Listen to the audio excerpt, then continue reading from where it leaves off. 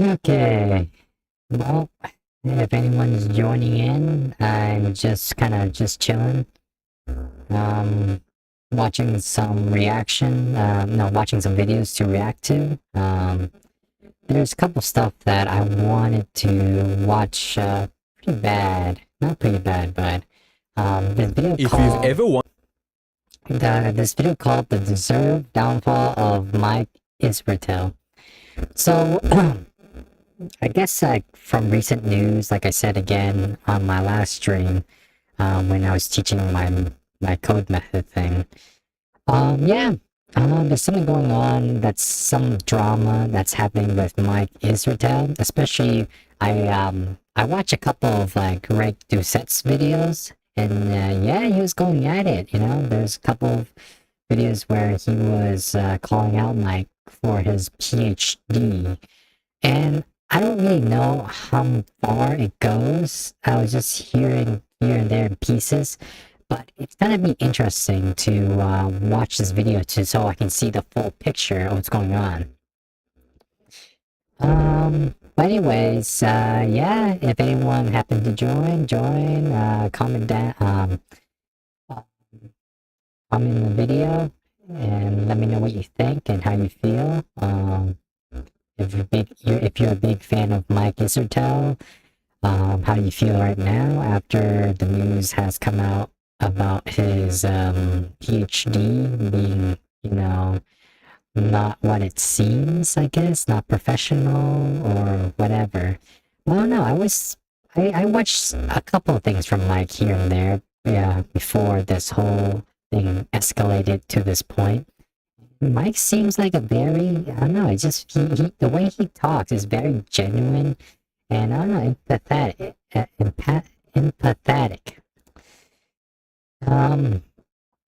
But yeah, I don't know. I guess, never meet your heroes, I guess. Anyways, yeah, let's get to this.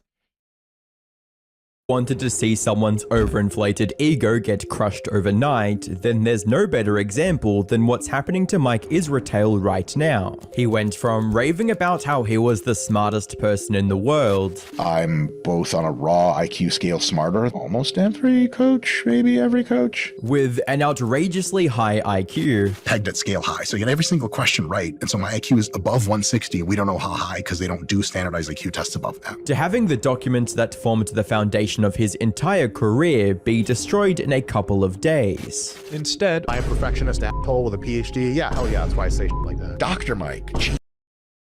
Yeah, one of the things that is, yeah, you never really should, talk about how smart you are, you know, how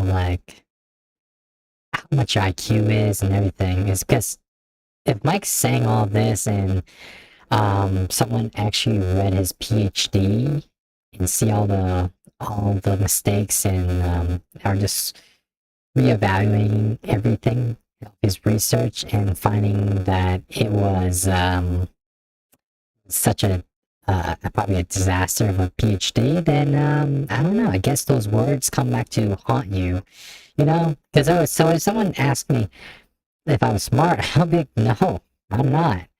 You know, if you guys are watching, I'm just a random guy on the internet. I'm not, I don't really consider myself smart at all. I mean, dude, I think in life, you gotta prove things by your actions, and if people perceive you as smart, that's cool, that's their fault, you know. If someone perceives me as smart, I'll probably warn them, like, yo, I'm not smart.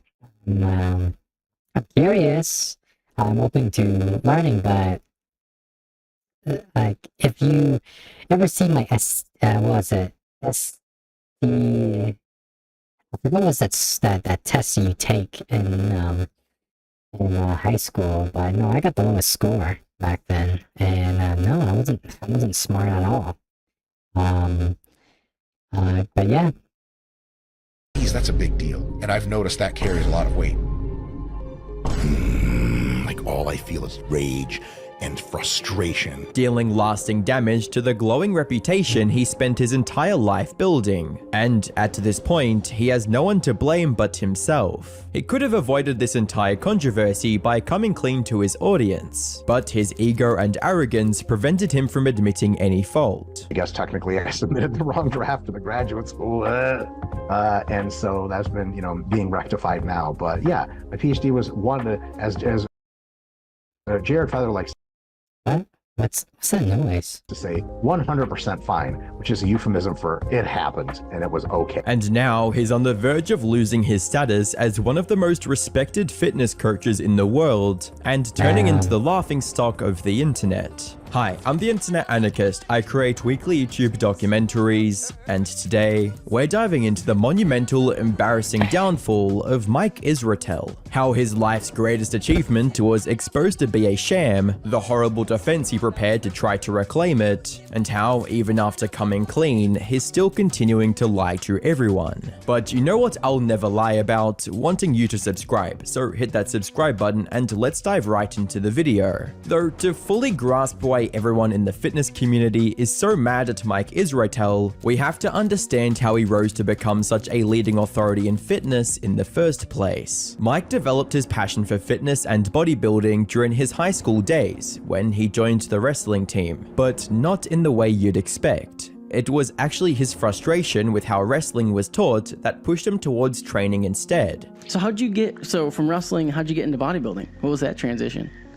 So my wrestling experience wasn't actually great because we went through a bunch of different coaches and they didn't they kind of used exercise as punishment for us. Yeah. For some reason, it just didn't. I was an exercise addict in training, so I couldn't understand exercise as bad. I remember I had a philosophical realization early in wrestling where I was like, okay, if training makes us better and we want to get better, wouldn't rewarding us with more training be more intelligent than punishing us with more training? Yep. This passion turned into an obsession by the time he went to college, with him studying kinesiology at Michigan University and getting a master's from the Appalachian State University in exercise science. These qualifications would have been enough for him to easily bag a job as a trainer or even a professor, but Mike had his sights set on a bigger milestone, a doctorate. So he decided to enter into the sport physiology PhD program at East Tennessee State University. And after 3 years of rigorous academic research, he earned his doctorate in 2013 with the dissertation titled The Interrelationships of Fitness Characteristics in Division I Athletes, which compared a total of 80 Division I athletes across 4 sports on various factors, including strength, power, vertical jump height, and sprint speed. Once completed, the doctorate opened plenty of doors for Mike, allowing him to become a professor at Temple University in Philadelphia and the University of Central Missouri, teaching courses in sports and exercise science. However, Mike wanted to share his expertise with a wider audience, and so, with the help of his old college buddy, Nick Shaw, Mike launched Renaissance Periodization, an online science-based fitness coaching company later renamed to RP Strength. In an effort to boost marketing for his business, Mike also created the RP YouTube channel back in 2012, a decision that ended up changing his life forever. The channel started with fairly generic workout videos, but as he gained more of an audience, he started sharing his expertise in exercise science in these videos as well. Minimum effective volume is a little tough to estimate formally because we have a book, How Much Should I Train? It's about the training landmarks on renaissanceperiodization.com. It gets very technical about how to find your MEV, and really finding a minimum effective volume means analyzing an entire several mesocycles of training where you intentionally train with as little volume as possible and seeing which volume finally results in no growth. So like if you grow 14 sets per week, great. If you take it down to 11 sets per week and you still grow, great. That's definitely 14 was not your minimum effective because you're growing from 11. And because this level of credibility was a rarity in fitness content at the time, it resulted in more and more people gravitating towards his content. Both beginners and even seasoned pros started seeing him as the foremost fitness authority on the internet. But above all, what really set Mike apart was his confidence in his own ability and teachings. So much so that he even critiqued some of the greatest physiques in the world, like Ronnie Coleman, the 8-time Mr. Olympia. But it pays to remember that Ronnie didn't grow basically any muscle like this. he grew it doing more conventional things like squats for sets of 8, sets of 10, hack squats, leg presses, often with a very large range of motion, and multiple sets of those kind of moderate reps. That's how you build muscle. That's how Ronnie did it. That's how Grandma did it. That's how Grandpa did it. That's how you're going to do it.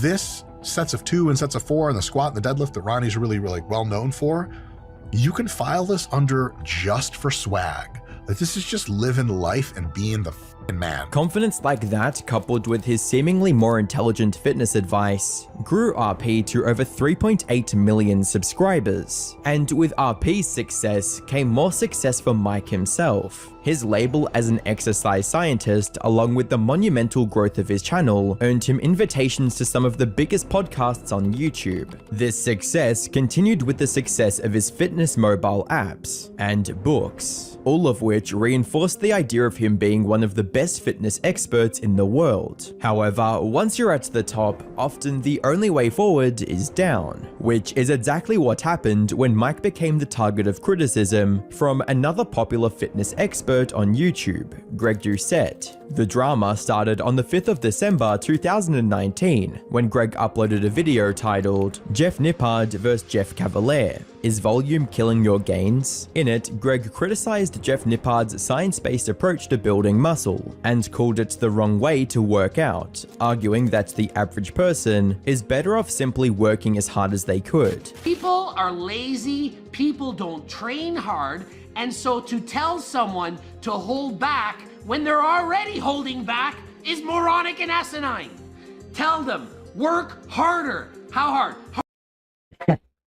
Love him or hate him, Greg Greg Doucette, he's just really a funny guy. Harsh. He's literally harsh. Hopefully not. I don't become the target of his wrath. But yeah, honestly, you gotta check him out. He really is unfiltered, and he really goes straight, like run to the gun, like straight to the target. He just shows no mercy.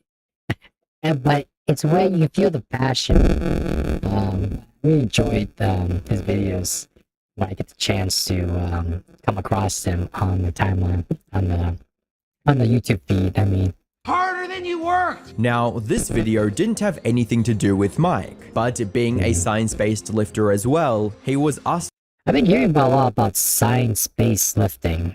I don't even know what that is. I heard here and there, but yeah, like, if you guys happen to catch this video, comment down below if you do it, and does it work for you? If it did, it did not. But yeah, all these new things coming out, you know. I think the only thing I did that was revolutionary that I thought was keto diet. I mean, I was in that diet cult for about 2 years, and I was like, yeah, it's great. And then all of a sudden, like, I started to notice that it started causing problems for me. One thing about keto diet is that the main issue was not being able to sleep. That was really the what killed it for me. Like, if I can't sleep, I can't like continue the diet. But yeah, all these new terms, science-based fitness, yeah, I don't know.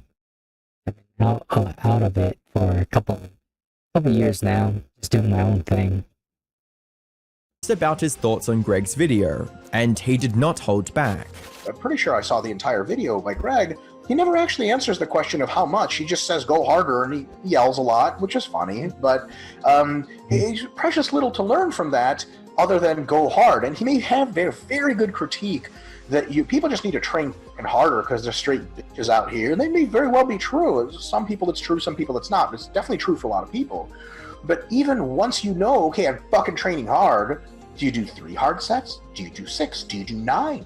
Greg, however, wasn't convinced by Mike's take, and just 3 days after this interview, he posted another video, this time directly challenging Mike's views. 2 things. Thing number 1 is that coming close to failure, about 2 or 3 reps away, if you take the net balance of the evidence, doesn't seem to provide any more stimulus than going all the way to failure. So the argument of going all the way to failure sort of falls apart right there. 2 to 3 reps shy of failure is close to failure? Come on, no it's not. 2 to 3 reps shy of failure is a warm-up set for this boy.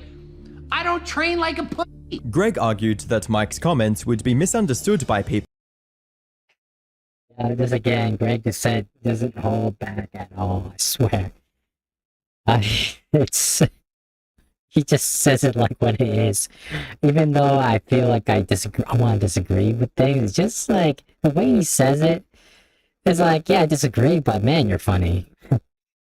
Man. To mean that they should take it even easier in the gym than they already do. And despite his explosive delivery, there were many that agreed with him, with comments like, "I'm heading back to the gym. I definitely didn't train harder this morning. Nobody inspires me like you do, Greg. Mad respect for you."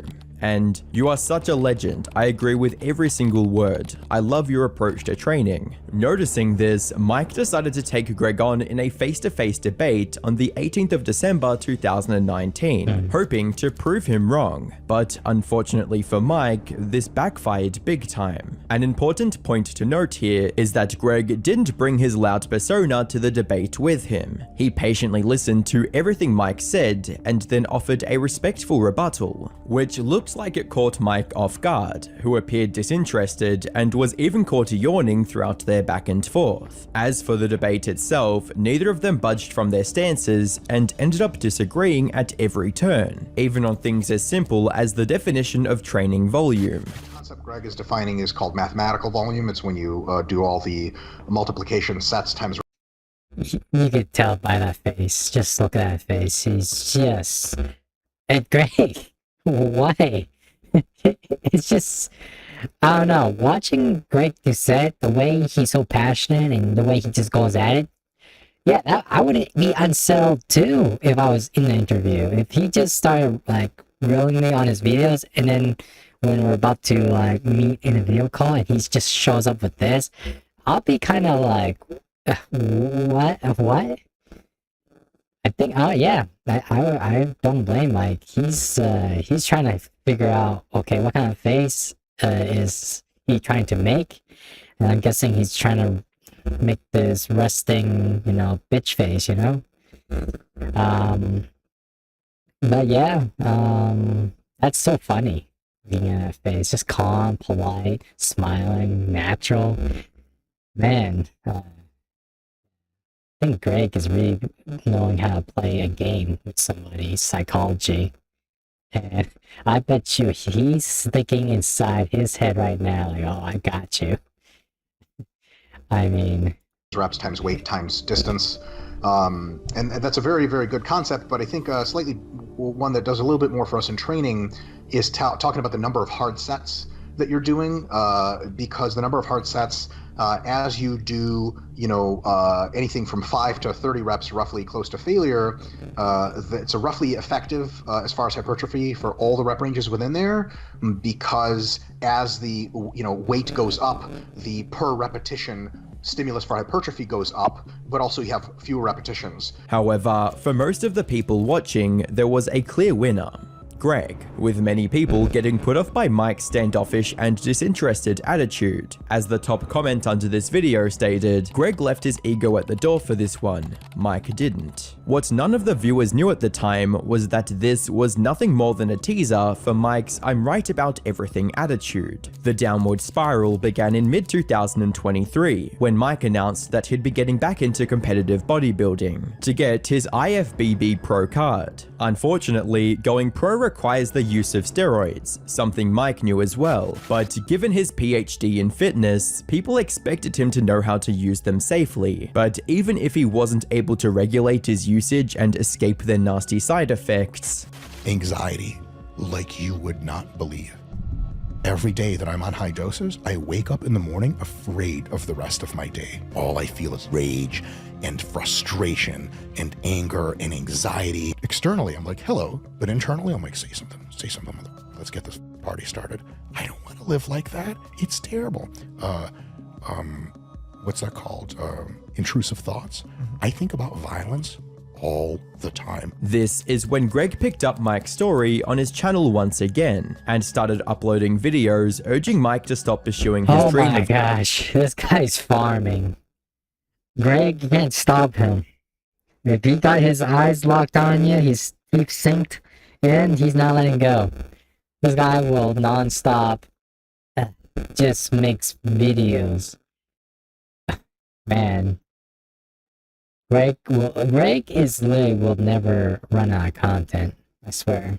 going pro at the risk of his health. I have severe anxiety disorder. What this is a sign of is some form of a chronic illness. This is not good. It's not healthy. And somebody with all of these health markers Health. I have severe anxiety disorder. What this is a sign of is some form of a chronic illness. This is not good. Club fingers is a symptom of disease. Club fingers, often of the heart or lungs, which cause chronically low blood levels of oxygen.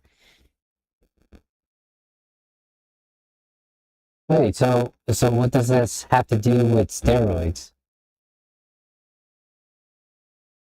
Wow, now I'm looking at it, it all looks funny. Club fingers. That? Yeah, I gotta get my head out together. I don't know about you, but that looks like it. You know. Good. It's not healthy. And somebody with all of these health markers combined probably I don't see anything. shouldn't be competing. Why is Mike risking his health, risking his life in order to get up on stage? Though this seemingly genuine concern was also topped off by Greg's signature rage bait roast sessions. Let's see how those methods actually work, you know, in the real world. Thank you, Greg. Is he, in fact, the master trainer that you believe? The master dieter? Or is he just the master baiter? Did he just work on a lobster ship like Coach Greg? And is, in fact, the master baiter? This continued to July 2024, when Mike announced that he was stepping away from competitive bodybuilding. Android 18, after defeating recently ascended Vegeta, you worked so hard to into competing, but because of work, family priorities, you need to switch. Oh, alright, that's cool. He's a Dragon Ball fan. After doing poorly in a competition due to insufficient tanning, something Greg called him out. Wait, what? After getting into objectively the best shape of my life, I placed out of the top 5 at my most recent show, in a large part sort of hilariously because of insufficient tanning. Really? That's it? I mean, when you've gotten so far, I mean, like, I think that's the easiest part. You know what I mean? I mean, yeah, I'm gonna go through, work my butt off, lift heavy weights, regulate my diet, have to be in a strict diet, probably dying, and probably approaching my show like dehydrated or whatever. I'm hearing that. And then, like, yeah, insufficient tanning is what gets me after all that hard work. Man, that must suck. Out on as well. After getting into objectively the best shape of my life, I placed out of the top 5 at my most recent show. In large part, sort of hilariously, because of insufficient tanning. It wasn't the tan. It wasn't the tan. I'm sorry, telling you what you need to hear, not what you... I don't know. I think he looks good. I swear, if I see this at the end of the alleyway, seeing this come at me, well, I got my secret technique that my coach, my jiu-jitsu coach, taught me, is to, just scream as loud as you can, claw and bite, get as much DNA of their DNA on you as much as you can, and hopefully when they find your dead body, you know, it's like they know who did it. That's such a funny thing he told me, I swear. You want to hear. Yeah, I get it. A 10 can help accentuate the definition. But if you're off, if you're soft, if you have 10 pounds to lose, 10 can't offset that. For Mike, who was already frustrated from not being able to achieve his goal, this was his last straw. He had finally had enough. So in an interview with Mike Telander in October 2024 titled Why Mike Israetel Hates Greg Doucette, he decided to clap back in the most explosive way possible. Back in the day on Omar Isuf's channel with Greg Doucette, who is a two-faced lying sociopath sucker. He then went on to explain how Greg tricked him and made him look bad during their first debate. He talked mad shit in his videos with his fake voice about how stupid I was and how wrong I was about volume or whatever it was about. And I was like, oh, this guy wants a shot at the title. So when we got face to face in a debate, I mirrored that energy. And he turned off his parrot voice and went straight into nice guy agreeable mode. And almost all the comments were like, oh my God, this Mike guy's a asshole. And this Greg guy just came to the conversation to try to learn. No, he didn't. He's trying to learn shit. Now, Greg's been living in his head all this time. Just living in his head. I can hear it. many of Mike's fans praised him for putting Greg in his place. However, oh yeah, like such an iconic anime.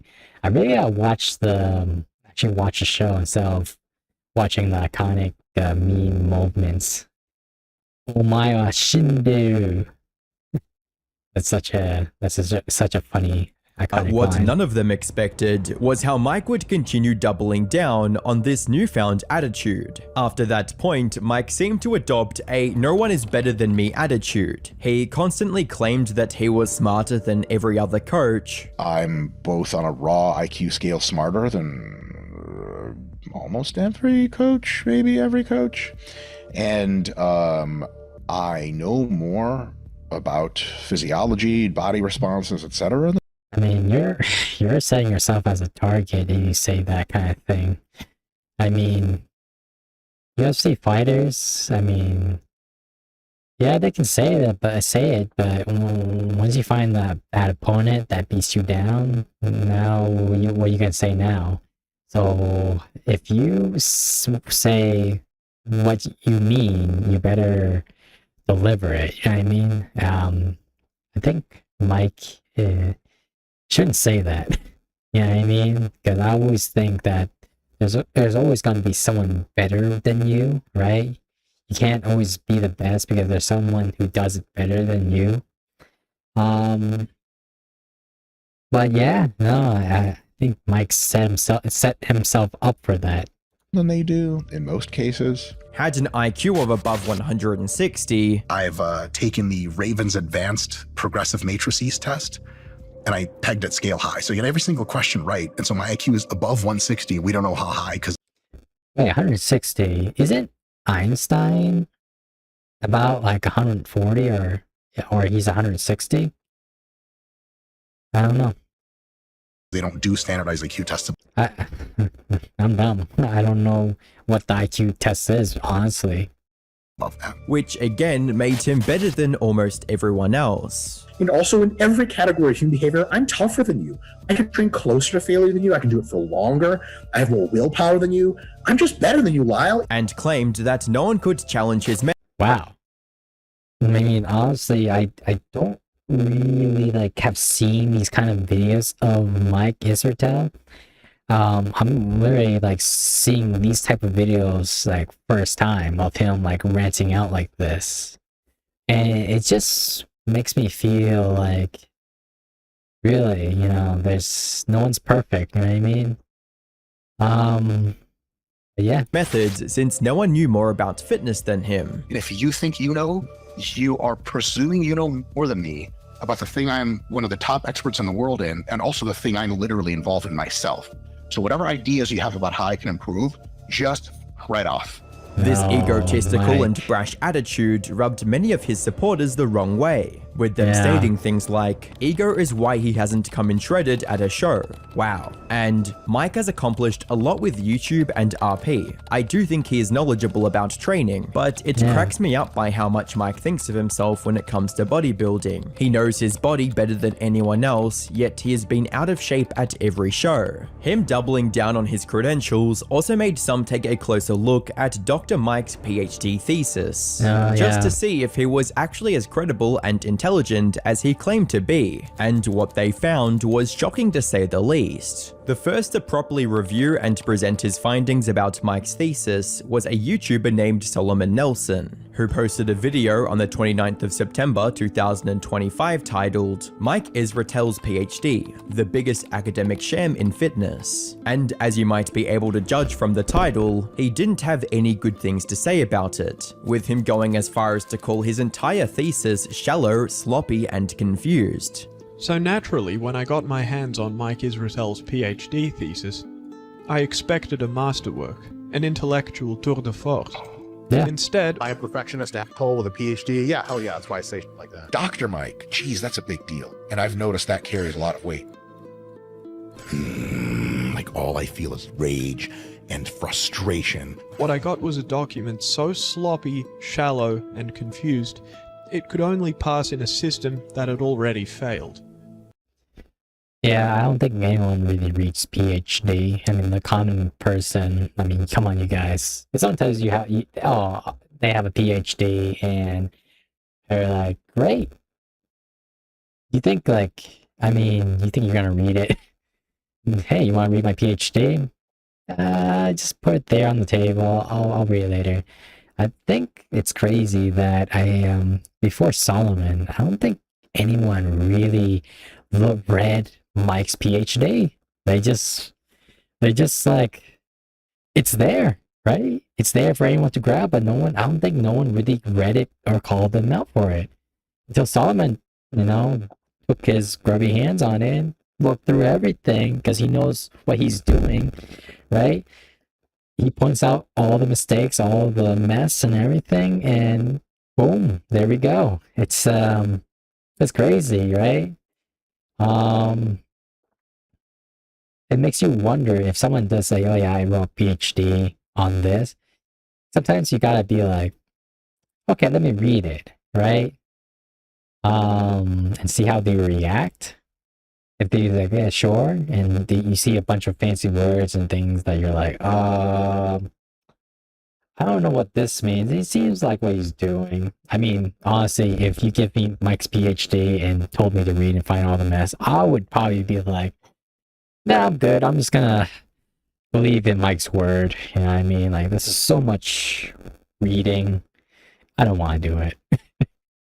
Like, cool, you wrote a PhD, but is anyone gonna read it? Man, I mean, Mike, eventually someone is going to expose your mistakes, your truth. I mean, it will happen to everybody. Everyone has a skeleton in the closet, I guess. Yeah. I don't know. For those who don't know, for a PhD thesis to be accepted, the researcher has to offer a significant contribution of knowledge to the field they're working in, and in Mike's case, he completely failed to do that. In fact, all his thesis boiled down to him proving what was already well known at the time. The stated goal of Mike's thesis was to explore interrelationships among fitness variables that he claimed were less clear in the existing literature. However, the core findings, that stronger athletes are more muscular and powerful, that more powerful athletes jump higher and sprint faster, and that leaner athletes perform better in these tasks, are not only unsurprising, but also extensively documented in... Okay, even for me, even for any average person, yeah, of course. An athlete who's stronger and everything will perform better than an average person who doesn't train. It's literally common sense, I think that really dates back even long before we I don't know, it's just common sense. It makes you wonder why why even write a paper about it? You know, do a research. Just like, yeah, you know, water, you know, the study that water keeps you hydrated. Like, dude, do you really need to write a paper on it? Of course. Well, I'm thirsty. Yeah, it keeps me hydrated. Like, why you need to do a research paper of how amazing water is? Like, that's not gonna blow my mind. You know what I mean? So, yeah. I don't know. Let's just keep watching. Prior research, even by 2013. As a commenter puts it, people who are more fit are more athletic. Dr. Mike, PhD. But what's ironic is that not even Mike believed any of his findings were original, which is evident from him mentioning and citing multiple studies that had already proven these same findings in his paper. For instance, in Chapter 3, Mike explicitly notes that the finding that stronger athletes produce higher rates of force development has been previously well supported in the literature, and that the finding of higher power generating abilities being associated with stronger athletes is well supported by previous data. But that was just the tip of the iceberg, because while not being able to come up with a significant contribution is bad enough, not being able to clearly state the results you've achieved, one of the core skills PhD students learn, is even worse. Across the thesis, Mike presents impossible and contradictory data, inflates simple points with jargon, and allows hundreds of basic grammatical Wait, what? Fitness characteristics. Theoretical constructs that obviate the input of any sport, speed, technique, or physical variable. See, this is the kind of language I kind of don't understand at all. Not because probably like I lack, I guess, but it's like wasn't necessary. There was like that episode from Jimmy Neutron where like Jimmy says something like very scientifical and very like, you know, fancy words saying, and the guy's just like, dude, just say that, you know, simple. Like he laid it out simply. Like, why you have to sound smart? You know what I mean? It's like you throw this word at me, I'll be like, cool, but what does it mean? What do you think it means? You know what I mean? Like if you type this and send it to me, you must know what it means. But are you smart enough to just make it simple terms for the other person to understand? Like, dude, why are you using these very scientific words? I guess there's some sort of like, what's the word? Something like in the college scientific health science community that, yeah, use these words to look nice and formal, professional, and, you know, yeah, high intelligence, but it just seems so limiting that if you don't make it simpler for other people to understand, it's just like no one will read it. And, you know, you give me, I guess if you give me Mike's PhD, I'll probably look at this and be like, well, I think Mike knows what he's saying. I think I have no idea. I know I'm not in a major in that field. You know what I mean? I don't know. If all these years no one has pointed out anything wrong with it, yeah, he must be right. Until this sucker comes out of nowhere and hits him with a hammer and be like, and basically translate everything for like people like me who are average and don't know better. They're like, no, he's just using jumble stuff, and we'll be like, oh really? No way. What? So he's just sounding smart just to sound smart? Wow, that's crazy. You know? Well, they got me. But, hey. Typographical and formatting errors to remain uncorrected. He makes careless data entry mistakes in almost every single table in his study, which turned what should be Wow. fairly normal values into something that makes little sense. Report that for the 20 lowest performers, the mean body masses were 73.9 kilos and 75.3 kilos respectively, with standard... Yeah, I think I hear Mike does jiu-jitsu. I heard he's a black belt, but my little brother, I guess, watched a little more stuff about him. My little brother said that people are saying maybe Mike's like belt rank is not legitimate enough or something. There's something drama. Maybe I'll have to do my own research about it, but honestly, if it's that important, I'll probably do it, but let's just see how I feel, to be honest. deviations of 71.8 kilos, virtually equal to the means themselves. This is a statistical absurdity. Standard deviation measures the spread of the data around the mean. A standard deviation this large, relative to the mean, is nonsensical in a biological context. For this to be true, given a normal distribution, it would mean that roughly 1/3 of the lowest performing athletes in Table 4.6 had a body mass either greater than 145.7 kilos or less than 2.1 kilos, the weight of a newborn. This prompted Solomon to dive deeper. What? Oh, let me see. It would mean that roughly 1/3 Body mass kilograms. It's the highest performer, 71. So 71 mean lowest performers. Effect size. Standing height. Kilograms, centimeters, and percent fat. Okay. 19.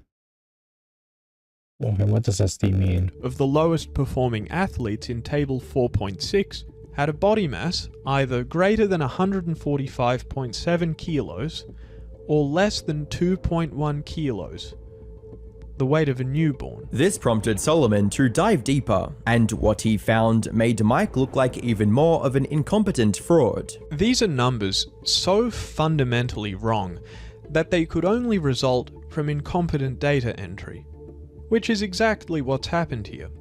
Mike appears to have simply copied the mean figures of the highest performers and pasted them as the standard. Whoa, what? No way. Copy this to this?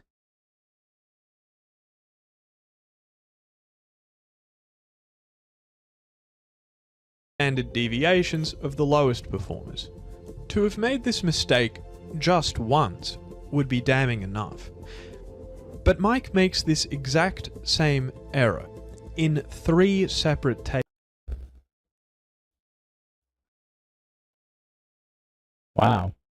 tables.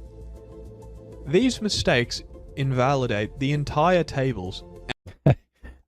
I could probably think that Mike, when he was making this essay, he was just like, oh man, the deadline's coming on, like, oh man, the table's not even finished. Oh, what, you know what? It's just copy paste, copy paste, copy paste. Okay, yeah, that looks good enough. Yeah, time to submit this paper to the professor, and maybe if I have he'll pass me or something, maybe I'll bribe him or whatever. I don't know. I'm just playing a scenario in my head, but that's like funny, Like that's like like if I had to picture myself in college days, basically, or although I'd never graduate college, but in some, like when I did do college back then, yeah, just like bullshit it, you know what I mean? Bullshit the work, and hopefully the teacher passes you. Yeah, that was the goal. I mean, yeah. Nowadays, ChatGPT AI makes it so much easier. I wish I had that back then. You know what I mean? Would definitely make my life so much easier. And any conclusions drawn from them. His habit of lazily copy-pasting content didn't end there either, as he continued doing so throughout chapters 3, 4, and 5, often without even checking for typos. The methods section in chapters 4 and 5 Man. are near verbatim clones of those in chapter 3, reproducing the exact same typos, the exact same formatting mistakes, and the exact same structural oversights, of which there are many, which is strong evidence that large portions of the thesis were duplicated wholesale without even a cursory proofread. In some places, he even copy-pasted the same section twice, and somehow both his supervisor and examiner missed it. Mike doesn't... Wow. Again, I never wrote a PhD before. Yeah, I never got on that level, but man, to have two people just miss all your mistakes, all that mistakes, even the table and the numbers, the statistics, all the grammar mistakes, all the typos, all the oh man, what is going on? How did this happen? That's crazy. That's definitely crazy. Just copy-paste across chapters. He even does it within them. On page 74, the exact same passage appears twice in a row, verbatim. Then there's the nonsensical jargon that only makes him look worse. Mike's tendency to overcomplicate sometimes backfires. Consider page 14, where Mike defines fitness characteristics as theoretical constructs that obviate the input of any sport-specific technique or psychological variables. Not only is this phrasing clumsy, obviate the input is nonsensical in this context. To obviate means to make unnecessary, or to avoid, or prevent, but Mike misuses it here to mean something like exclude consideration of. There were literally dozens upon dozens of errors Solomon pointed out in Yeah, even people who are very high level can make big mistakes, you know, very big mistakes. But hey, you know, like, there's, at the end of the day, they're still rich. They were able to be successful, but still, if someone digs in all what they're accomplishing, they'll find some dirt. And especially if their accomplishments are built through, like, covering that dirt. You know, all their gold is just being, like, using their gold to put it all over the shit. Yeah, until someone lifts it up and be like, wait a minute, not everything's gold. Look at this scrutiny, man. This year's is not Mike's year at all. In his video, including basic spelling errors and typos. Basic spelling errors are everywhere. Wow. Mike misspells the word vertical as vetical or vetrical, individual as invididual, properties as propertites, biomechanics as... I mean, I don't blame Mike.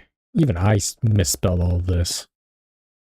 As biomechanins, neural as neural, training as traininiger. Okay. There's no way. Training? Okay, yes. I'm gonna say, like, yeah, he mistakenly typed it, okay? Just trying to, Mike was writing this essay probably the day before submission. He just was drinking 2 Jack Daniels, eating Domino's pizza, just trying to, like, finish this paper because he's just finished. He's just done. He just wants to submit and get his PhD. And hopefully, and somehow the examiner, the professor, just looked at it and be like, wow, look all of these words, and did he misspelled, or was he innovative with his wording? You know what? I don't even understand. I'm probably too dumb to read this paper, so I'm just gonna pass him. Like, what happened? How was he able to get that PhD through Crazy. Mike maxed out his luck right there on that one. Science as sense, as already noted. Okay. And exercise as... Okay, no. This is a word I always keep misspelling, so I don't blame him on that. Exercise or exercise. Wow. Okay, this is like, I'll give him a pass, but this? How? Were you drunk? What happened? Forgetting that the spacebar exists. Perhaps the most common mechanical failure in the thesis is Mike's inability or refusal to press the spacebar. Missing spaces between words and after punctuation are so frequent, it's as if the spacebar was rationed. They're everywhere. And by the time you highly body, high peak, I don't know. encounter the 100th instance, you're no longer Excellence, or we're a learner. Output force. wondering how they slipped through. You're wondering if Mike's keyboard was partially submerged in cement. Reversing the order of a page citation. One reference alone, Cormier et al. 2010C, manages to misspell science as sense, list a physically impossible page range, implying that the article ends before... No way. No way.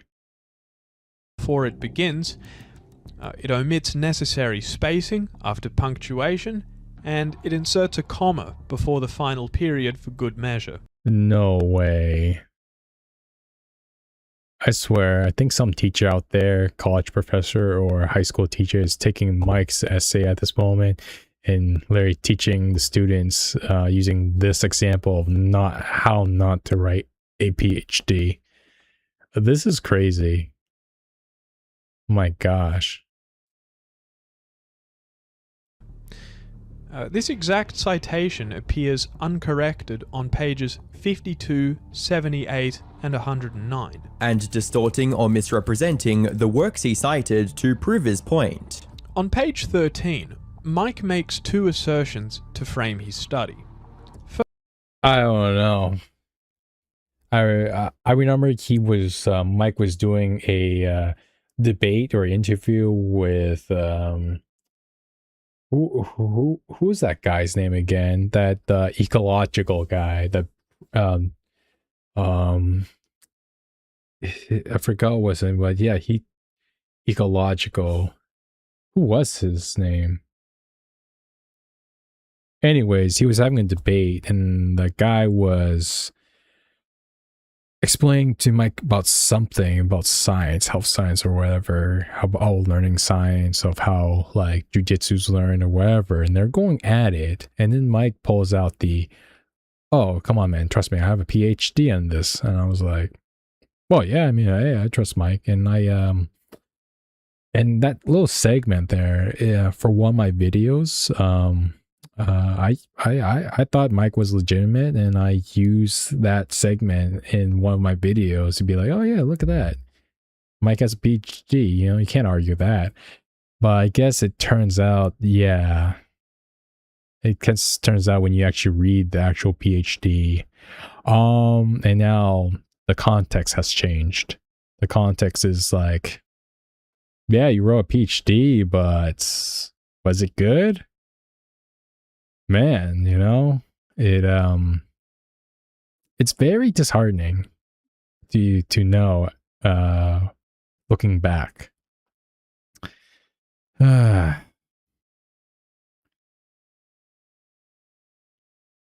Yeah. Guess Mike's gonna take off that. Take off what? What are you saying? I guess he's not gonna pull out I have a PhD. I wrote a PhD card anymore after this. These videos this year. After Greg, especially. First, that the research on technique and fitness characteristics variables is much less unified than research on psychological variables. And second, that there is very little information on the fitness characteristic differences between athletes of differing capability. For both claims, he cites two sources: Bomper and Half 2010 and a book chapter by his supervisor Mike Stone, because an examination of these sources reveals that they don't support Mike's assertions. Starting with Bomper and Half 2010, Periodization, Theory and Methodology of Training, as the title would suggest, it's a book about the long-term cyclical structure of training. It doesn't contain any statement or analysis comparing the relative unity of research across the psychological, technical, and fitness characteristics of athletes. Citing it here is irrelevant at best and misleading at worst. That said, the blame for this awful thesis can't fall entirely on Mike. It should have never made it past his supervisor, let alone the examination committee at East Tennessee State. How? The fact that it did doesn't just make the university look bad, it reflects poorly on the entire field of exercise science. As one commenter puts it, I have a PhD in exercise science, and now I am a professor, and I can tell you, this isn't a Mike Israetel problem, it's the entire field problem. I have seen far worse dissertations pass, even at big universities. However, regardless of who's to blame, for Mike it casts doubt on every claim he's ever made about his understanding of exercise science. As a comment under Solomon's video eloquently puts it, Mike's entire thesis can be summarized as error 1 plus error 2 plus error 3 plus error n equals Mike's published thesis. That said, as disastrous as Mike's thesis was, it was his response to the situation that buried any chance of things ending well for him. It started with Mike restricting access to his PhD thesis to only alumni and students of East Tennessee State, effectively trying to hide the evidence. And then came the excuse, claiming that the PhD thesis Solomon reviewed was the first draft, not the final version. Maybe he was hoping this would make Solomon take down his video, but when that didn't work, he continued doubling down and showed up on camera to make his point once again. However, he didn't post about it on his own channel like he should have, and instead addressed the matter on Dr. Milo Wolf's channel, someone who's been a longtime friend of Mike's. This was another red flag, suggesting that he might have been trying to keep the controversy out of sight from most of his audience. In a video titled Dr. Mike Responds, The Truth About His PhD, Dr. Milo took it upon himself to clear Mike's name. He repeated the point about Solomon reviewing an earlier draft and not the final thesis, and that Mike had actually sent Milo the final draft, which was free of all the errors that Solomon had critiqued. I need to make one thing very clear. The version of Mike's dissertation I've reviewed is a much later draft. This is the document Mike himself saved, defended. He didn't read the document, I swear. Who reads PhD? I mean, you gotta really have a really good friend for that. And sent to me. And he corrects many of the typos and inconsistencies that Solomon highlighted in his video, through no one's fault in particular, and that appears to be the version Solomon accessed.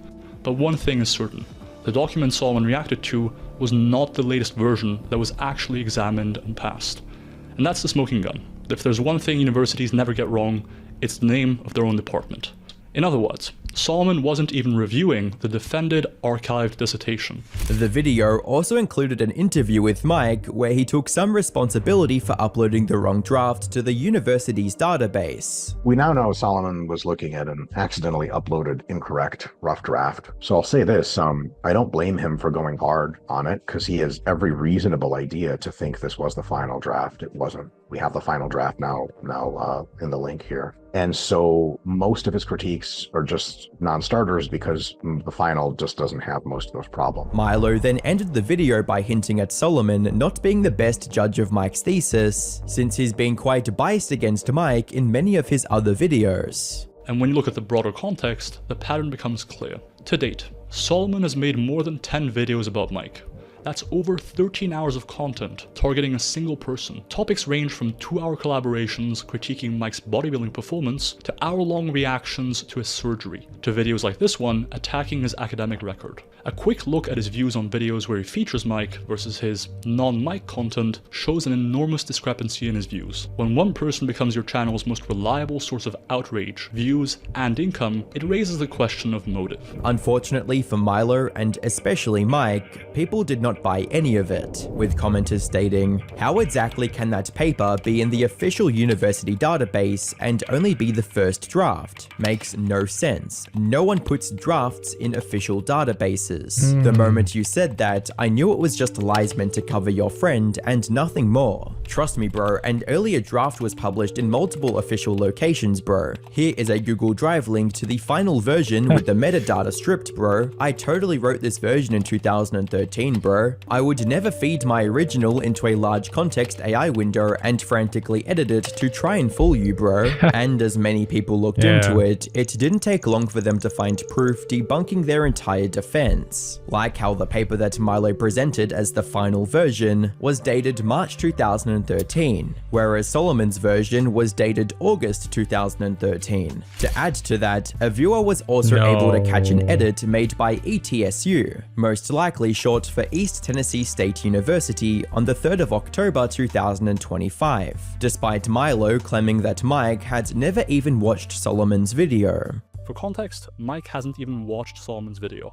He doesn't respond to this kind of content as a matter of principle. But the real kicker was that the Google Doc linked in the video's description as the final version wasn't owned by Milo or Mike. Instead, the owner was listed as Pipix Contenido at gmail.com, which turned out to be a digital marketing agency. Along with this clear evidence of the document being tampered with, there were plenty of other instances in the video that raised some eyebrows, like both Mike and Milo downplaying the value of a PhD. And so the PhD isn't some kind of proof of your superiority, it is step one in an academic research career, which most people don't even end up taking. That's my PhD. It's a mediocre step one to giving me a PhD, and not much more than that. Never claimed that it was much more than that. Mike trying to deflect from the real issue. I just want to be really clear about something. This is very, very important that people tune in. I had many conversations with Stephen Hawking himself when him and I were in the waiting room at Epstein's Island. Now, I know that sounds crazy, but he was really excited to be there. He just wanted to talk physics. And even trying to laugh at the situation. I guess technically I submitted the wrong draft to the graduate school. And so that's been, being rectified now. But yeah, my PhD was as Jared Feather likes to say, 100% fine, which is a euphemism for it happened and it was okay. The backlash from these findings forced Mike to switch from defense to damage control, admitting that, quote, "the dissertation Solomon examined was indeed the correct document," but once again downplayed his critiques by labeling them as clerical errors, which only included a misplaced negative sign on a few correlations and a table pasting misalignment repeated across 3 tables. Unsurprisingly, most of the comments on that post flat out refused to believe a word Mike was saying. But what is surprising is that, at least for now, he seems to have come out of the controversy completely unscathed. Not only has his channel avoided losing subscribers, it's actually gained some. His strategy of not addressing the matter on his main channel seemed to have worked exactly as planned. Not to mention the viewers who consider this whole thing to be nothing more than pointless internet drama. However, while Mike's numbers will likely remain intact for the time being, this controversy will leave a lasting mark on his reputation and legacy, especially after how he tried to discredit Solomon and even threw his friend Milo under the bus. All he had to do was own up to the mistakes he made 12 years ago, but with how he reacted, these mistakes are now likely to follow him for the rest of his career, giving people ammunition to discredit him whenever. Yeah, I mean, I think Mike's gonna take a break from debates for a while, be honest. Hey, I hide out, So just at this point, just chill. Don't even stir up the mess anymore. Just do your own thing. Work on your channel. Don't even debate about it. Don't even talk to any other person about it. Just act like it doesn't exist. And yeah, honestly, no one really cares. Honestly, at this point. maybe the serious people in the professional, but us like average people just coming by to watch YouTube and just kind of like, hey, get information, whatever. Yeah, we're gonna compare and conflict information, but I feel like most of us don't do that. Yeah, but hey, whatever. Well, good luck to Mike, and hope for the best for him then. But yeah, I mean, this was a video that I really wanted to watch and check out what's going on with Mike Israetel. Yeah, I mean, it's crazy. It's not expected my YouTube fitness algo and my YouTube drama algo to have such a iconic crossover. Never thought we would see the internet anarchists would cover the Israetel files. Moral of the story, never state your IQ. Yeah, see, that was a mistake. Mike should have never said that, right? It was just make himself a target. My psych professor was telling us that she had a high IQ, yet she told us the story, was upset that she bought bread too big for the toaster, so she gave up. Her son in high school came up and just cut them in half and popped it in the toaster. She told us that this story specifically to say that a high IQ really doesn't mean much. Wow, okay, well, as long as she was showing humility about it, man, yeah, that's funny.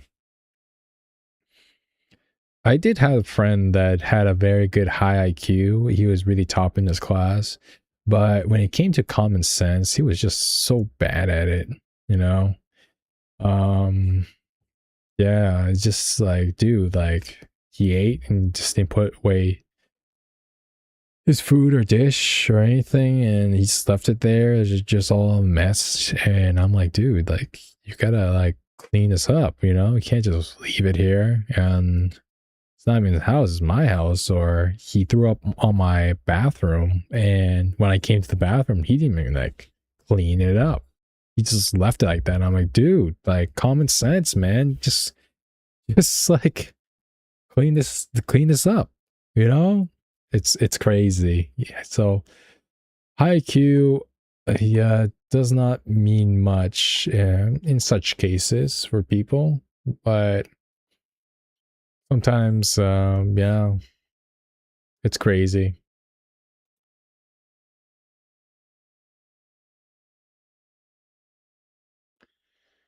Okay, hopefully this stream went through. I'm just curious.